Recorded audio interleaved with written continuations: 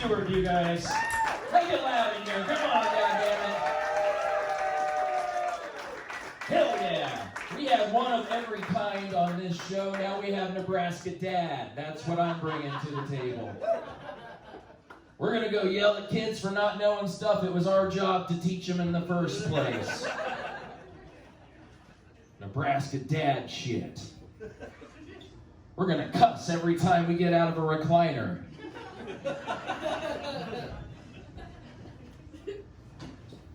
I say ope every time I come. Nebraska Dad shit.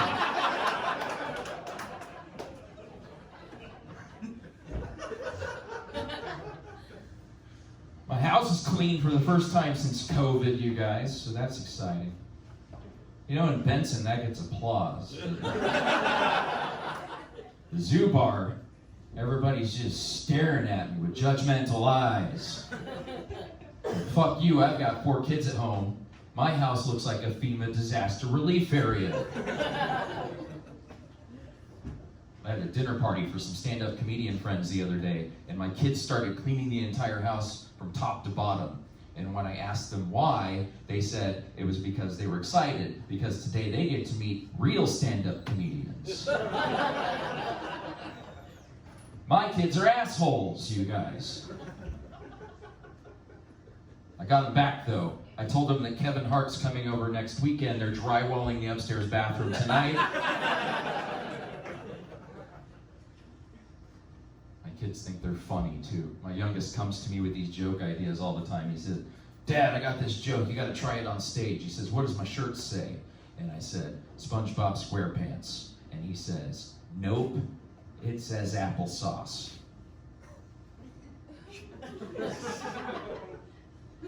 That was my youngest son's joke, and you're all assholes for not laughing at it.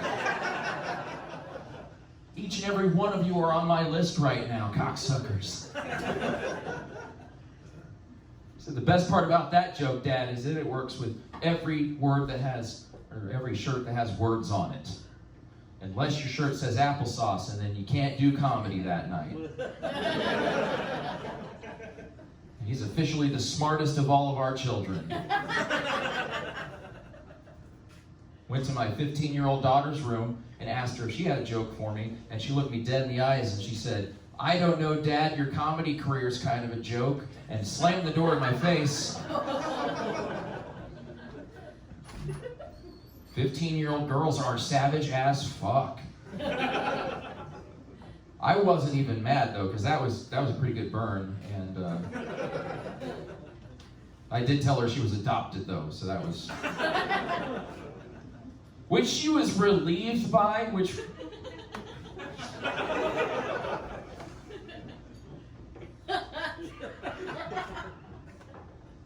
my God. You know, I see a lot of beards out there. You guys are hiding too, aren't you? Yeah, this is just camouflage for all the shit that's going on underneath it here. Guys, we have to shave these things off from time to time, though. We have to check and see how aging is going for us and count our chins like rings on a tree.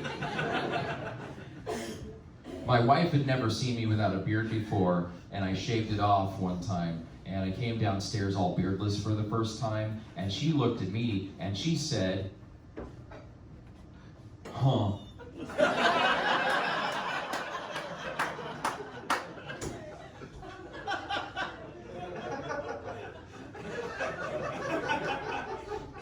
She said, you kind of look like Rick Moranis now. Which I did not know how to take. But she said, no. I happen to find Rick Moranis to be very sexy. Which was not reassuring in the slightest.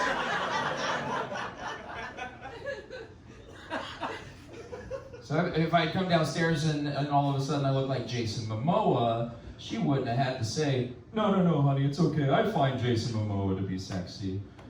That's Aquaman. He can get everybody wet.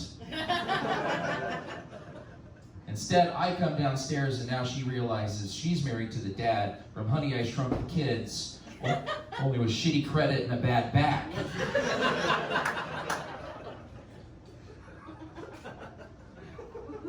You guys are all thinking to yourself, he doesn't look like Rick Moranis at all. I gained so much weight over the pandemic, I look like I ate Rick Moranis. I kind of look like basically a condom full of mashed potatoes right now.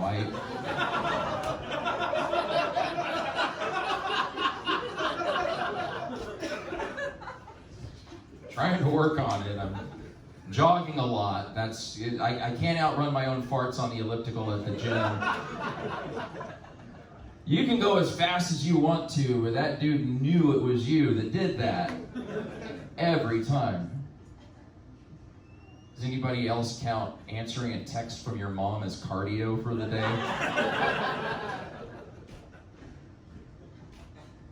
Actually, I kind of look like Thor's fat white trash cousin. Like, I don't have a hammer, but I got a sweet ass collection of used car batteries. I can't throw lightning bolts, but I can trick your little brother into licking a 9-volt. I grew up white trash in Nebraska City, Nebraska, you guys.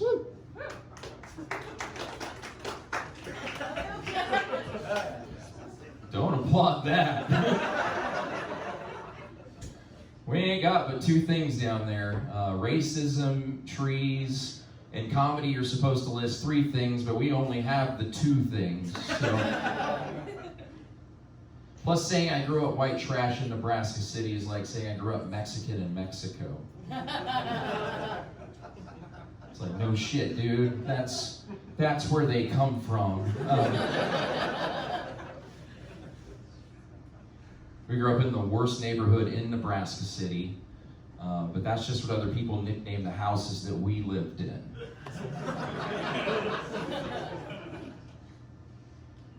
Only had good Christmases if Dad got enough Marlboro miles to get everybody presents. Had a rusted out 67 Chevelle in our front lawn, you know. There were only, like, have you ever seen so much dysfunction on the inside of a house, the good grass couldn't grow on the outside of the house? My childhood was like a John Cougar Mellencamp song, basically. Little ditty about Dan and Jody, 2 American kids who should have tried way fucking harder.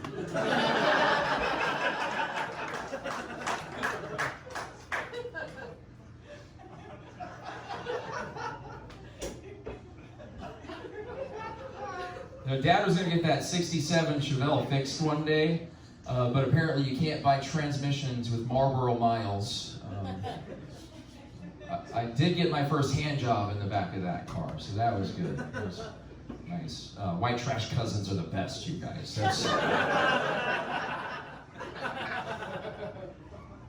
That joke's not as gross as you all made it.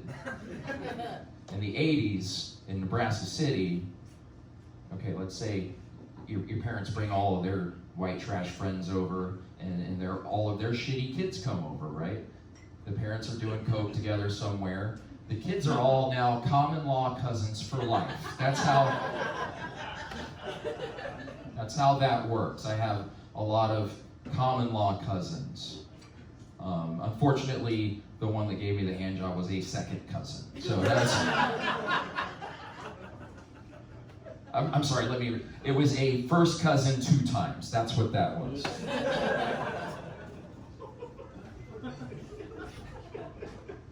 I feel judged by all my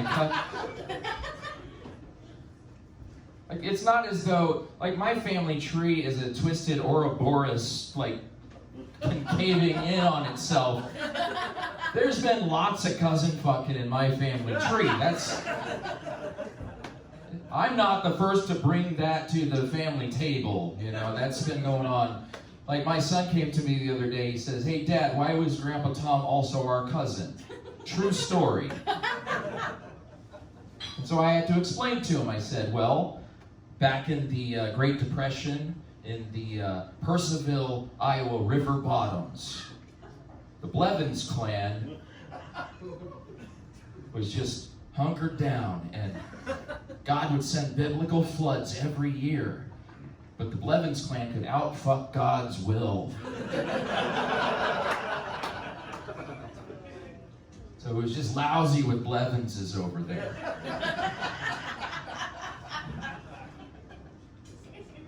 So two of them, one was nicknamed Coyote, and the other was nicknamed Slick. Because if you're not going to have health care or dental care in your entire life, you should at least have a badass nickname, right? That's your consolation prize. Coyote and Slick went over to Sydney, Iowa, and got them a couple of farmers' daughters, Bernice and Ruth. I don't know if farmers' daughters are like the McRib, where if you get the one, you might as well get the other one.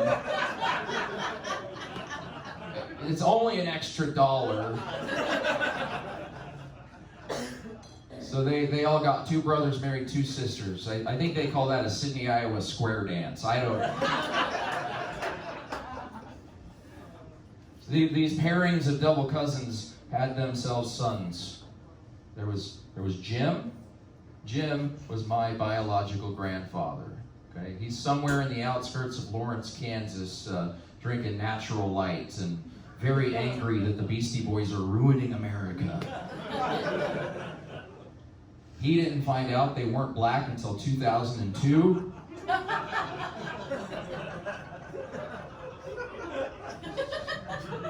But when I told him that they were white kids and they were Jewish and from Brooklyn, that only made him madder. So that's... Tom did not drink Natural Light. He drank Canadian whiskey, whatever was on sale. And Tom would beat your ass at a game of Risk, and if he got drunk enough on Canadian whiskey and Grandma went to bed early, he would tell you all about his alien abduction stories. So Tom was like a one-man Joe Rogan podcast. I was his only subscriber. But God damn it, I was hanging on every word he had to say. Tom and Jim, double cousins these guys were. And my grandma married both of them. Not at the same time, mind you, because that'd be weird. It was like, was Grandma part of some Blevins reward program? Where if she filled out her punch card, she got a free Blevins at the end of it. You guys have seen a Blevins for a short while. Who the fuck wants to fill that punch card?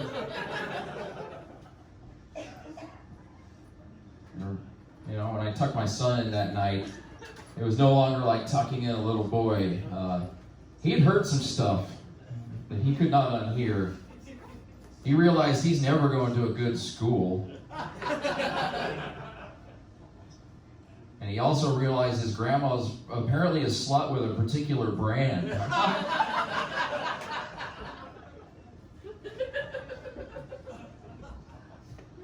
Oh my gosh. Everybody vaxxed in here? Everybody get the vax? All right.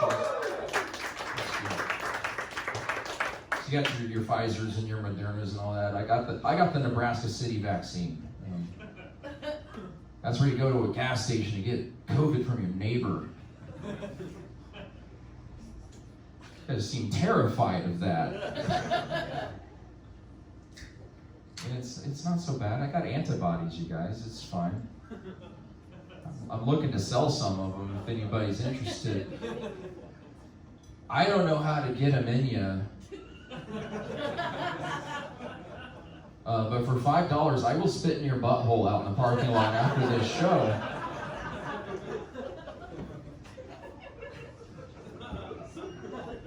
I don't know if it's gonna work, you guys. I've had infectious disease experts come up to me at 2 different shows now. Like, I knew Nebraska had a lot of infectious disease hobbyists, but like experts? Like, there's a lot of you who dabble in gonorrhea in this room, but I don't think any of you were experts at it. She came up to me and two different people at two different comedy shows said, I work for Pfizer and that's not gonna work.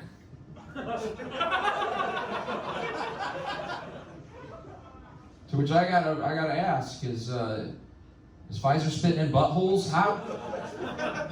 How do you know it's not gonna work?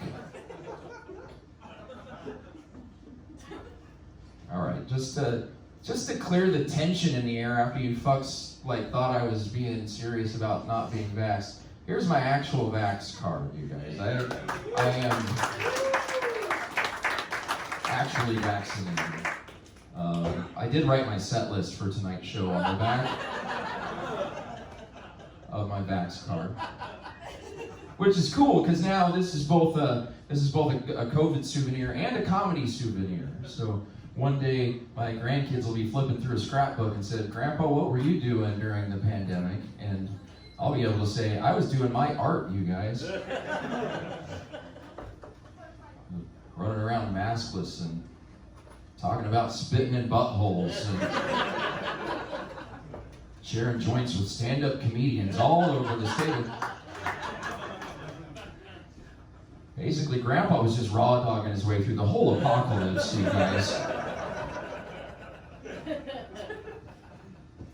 They'll also ask me, yeah, Grandpa, what's cousin fucking? What's that about? And I'll be able to say, oh, you'll find out in 6 years. That was fun. I just made that up just now. That was cute.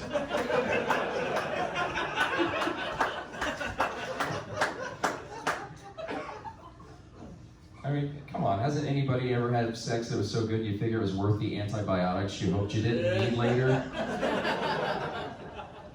This is the zoo bar. I thought you guys were warriors out in these streets. I'm kidding. I'm happily married. My wife is here. Give her a round of applause.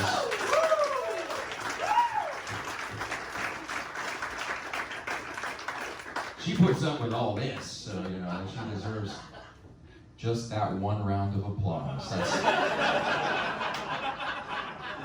That's all you get. I'm counting that as your Christmas present.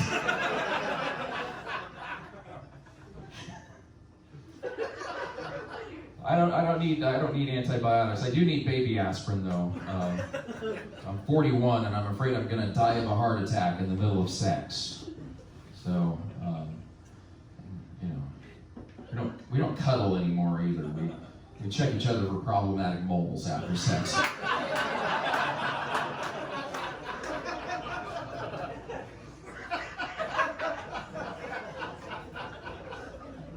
My back looks like a flour tortilla.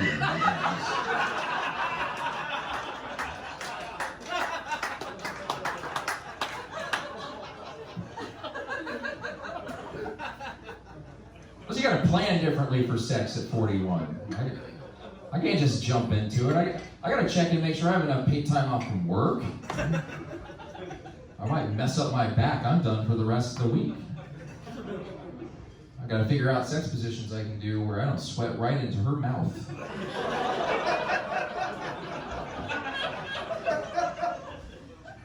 I only have 2 moves left. I've got to spit in her butthole, make sure she has enough antibodies. We practice safe sex in our house. Actually, we don't have to practice safe sex in our house. We're in the middle of what I've been calling a 12-week pussy hiatus. She had a hysterectomy recently. I had a vasectomy as well, so that was... See? Did you hear the silence when I said that my wife had a hysterectomy, and then I get just like one woo this time? And most audiences are way fucking cooler than you guys are. They're like, "You're a goddamn hero, sir," but you guys are like one woo. At least I got that, But I walked out of that appointment that day. When I got my vasectomy, I walked out of there, and my nurses called me a hero and gave me McDonald's and edibles for my ride home. My wife's nurse left her in a wheelchair at the edge of the street and called her a cunt and left her there. She's like, you still got a wheelchair and arm, Rosie the Riveter, why don't you get down to it? The only trouble is that now I'm firing consequence-free loads into an empty box. So there's...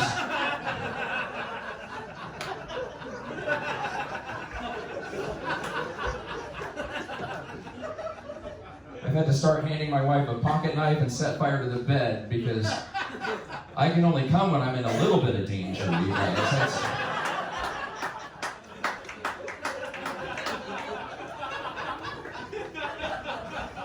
She gets to hear these for the first time, you guys. This is fun. Oh, God. Plus, sex with my wife has become like a Buddhist parable about nothingness, because if I come with my wife in the woods and no one's there to hear it, did it make a sound? And I think the answer is no. Or it's like you order your Amazon package and the box comes and there's nothing in it except for my semen-free loads.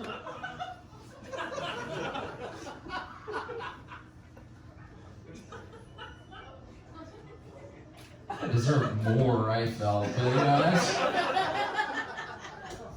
that's fine. Oh man. Plus, okay, we broke the 12-week rule, you guys.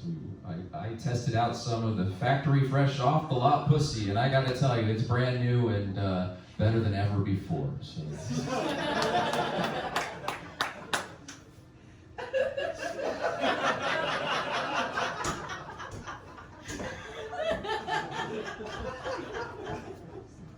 I wasn't expecting this to happen.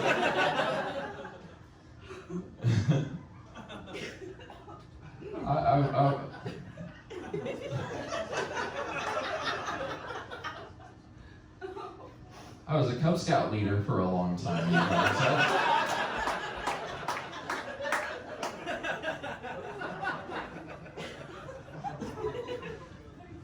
5 years as a Cub Scout leader. See, I feel like your silence right now, that's judgmental silence. I feel you're like, we've only been with you a short while, and we don't think you should be teaching kids about pocket knives. Or self-esteem, or... I can teach kids important stuff, man. Like, how far you can overdraft your bank account on Pizza Hut before your ATM card stops working. You fuckers have to wait till you were like 23 to find this shit out. I got a whole pack of Nebraska City Weebelos that know that shit. Or how far you can drive your 2008 Kia Spectra after your fuel light comes on. That's 40 miles, but this is the zoo bar. Everybody in here knew that already.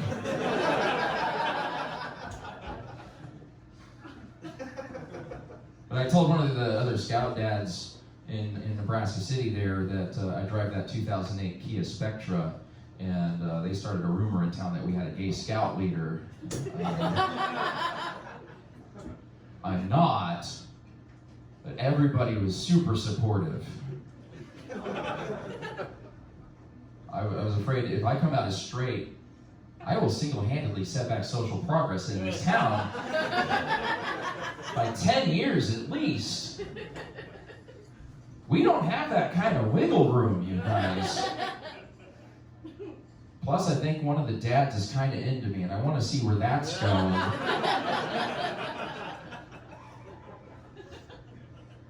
I heard that guy knows how to work on cars, and I drive that 2008 Kia Spectra. I wouldn't mind a little broke hatchback mountain for the sake of social progress, that's all. That's all I'm saying. Actually, Nebraska City's trying to turn it around. They're trying to get more progressive. They started an organization called Keep Nebraska City Beautiful. To which I was like, shit, I didn't know it was beautiful to begin with. That's... the Runza is beautiful. Are they planning on taking our Runza away? Is that why this Facebook group exists? I will sign the petition. But no, they were like, we've got a problem. People are just throwing cigarette butts all over our parks, and we need to do something about that. And so Sally stands up in the meeting, and she's like, hey, maybe we should encourage not smoking. And Jeff was like, fuck you, Sally, you're fired. Pocket ashtrays for everybody. That's what we're going to do.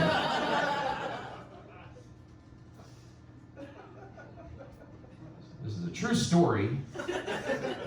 You can go to the Nebraska City Chamber of Commerce, look up Keep Nebraska City Beautiful, and call them for your free pocket ashtray.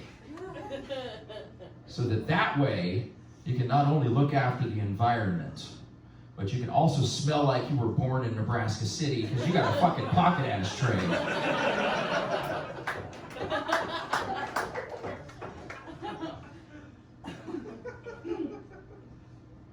I thought I was a Mexican when I was growing up, you guys.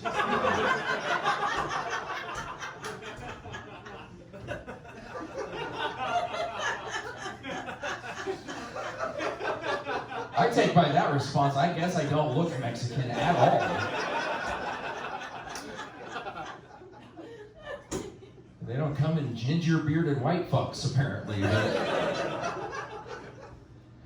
Now I found out Mom pulled the old white trash okey doke on me. That's where a white woman would get knocked up in high school and then trick a Mexican guy into being the dad.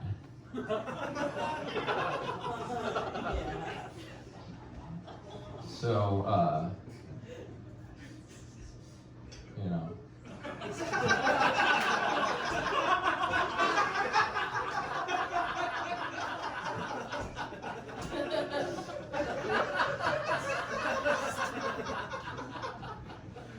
White women could get away with that shit in the 80s. But then Maury Povich came along in 97 and fucked it up for everybody. Meanwhile, I had to wander around the family reunions wondering why I was the only one getting sunburns every year. Why my grandma called me a pussy because of my lack of spice tolerance.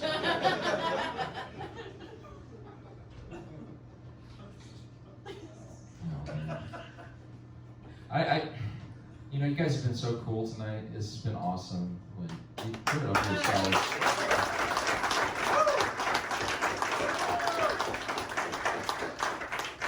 This is a dream come true, but I don't want to stand up here and start, off on a dishonest place with you guys because I don't drive a 2008 Kia Spectra anymore.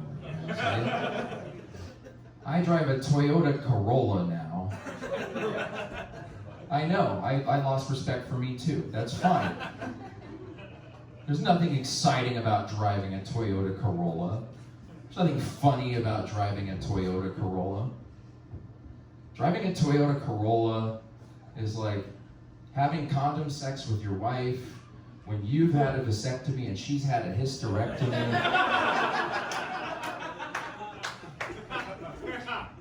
You're all going to get there safely, but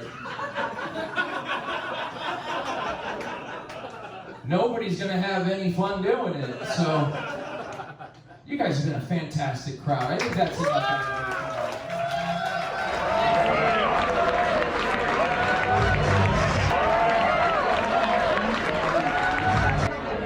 Look at this. Lincoln is popping off tonight, too. I don't know what's happening here. Lincoln is on fire tonight. It is. Just follow my lead. Did you enjoy the show tonight? Yeah, great. Did you see great the guy? show. Did you see the guy that looks like a giant red-headed Sasquatch? Yep. How was he? He's great. Was he the best? Fucking loved him. One of the best shows I've seen. What'd you think about the show tonight? It was great. What'd you think about the red-headed guy that looked like a Sasquatch?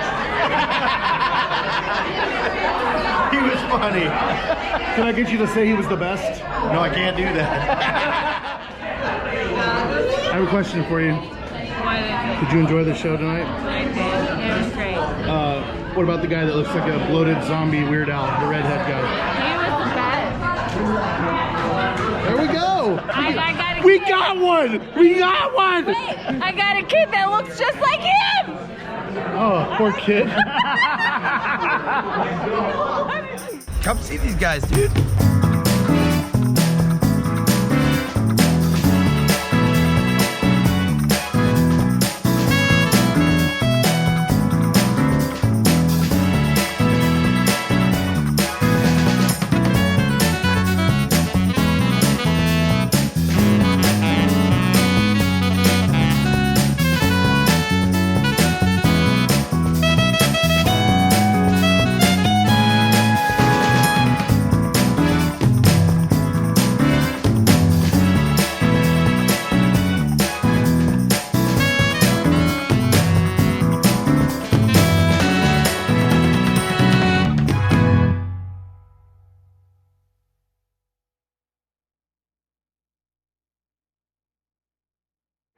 I got a question for you.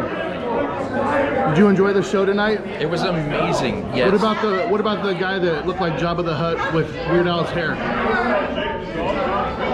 Shit. I thought he was a low point of the show, and he should stop offering to spit in people's buttholes because